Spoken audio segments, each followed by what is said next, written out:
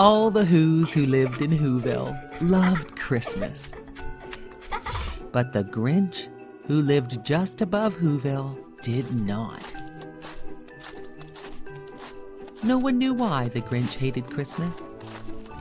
Maybe because his head was not screwed on right. His shoes, perhaps, were too tight. But most guessed it was that his heart was 2 sizes too small.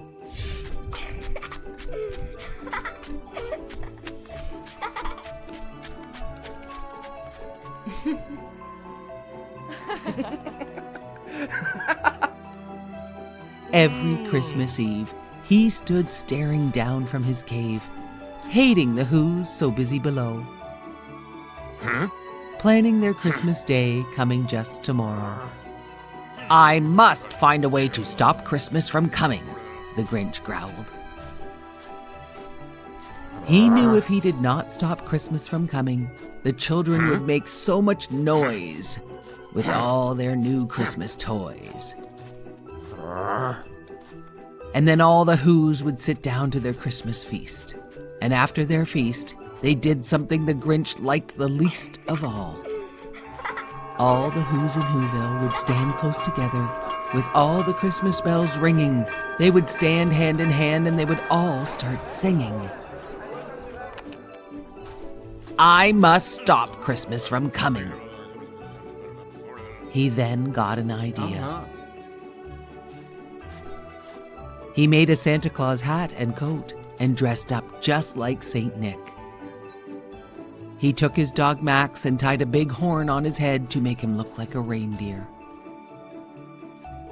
He tied Max to an old sled and loaded some sacks, and they traveled down the mountain towards the town of Whoville.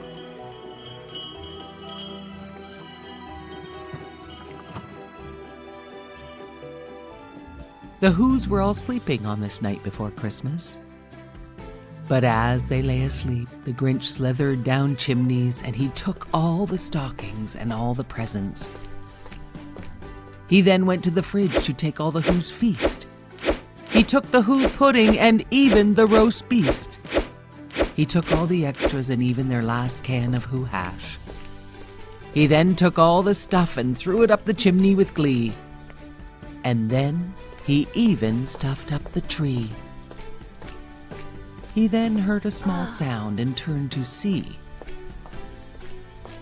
little Cindy Lou who was not more than 2. She asked the Grinch, Santa Claus, why are you taking our Christmas tree?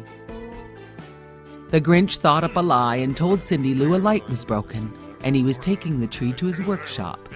Then he would return the tree all fixed up. Cindy Lou smiled and went back to bed. He then stuffed the tree up. He even took a crumb so there was nothing even for a mouse. He did the same thing to every Who house and then packed up his sled. He raced to the top of Mount Crumpet where he would dump all the Whos' Christmas goodies.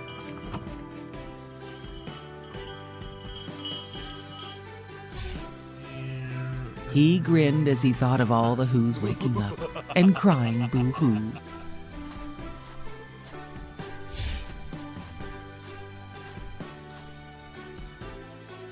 The Grinch put his hand to his ear to listen to the Whos boo-hooing.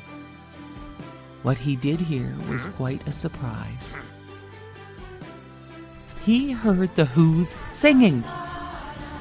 Every Who was singing, even without all their presents. The Grinch had not stopped Christmas at all. The Grinch then realized Christmas does not come from a store. He then realized Christmas is so much more. And what happened then in Whoville, they say, is that the Grinch's small heart grew 3 sizes that day. And the minute his heart grew, he raced back towards Whoville with all the presents and toys and all the food for the feast.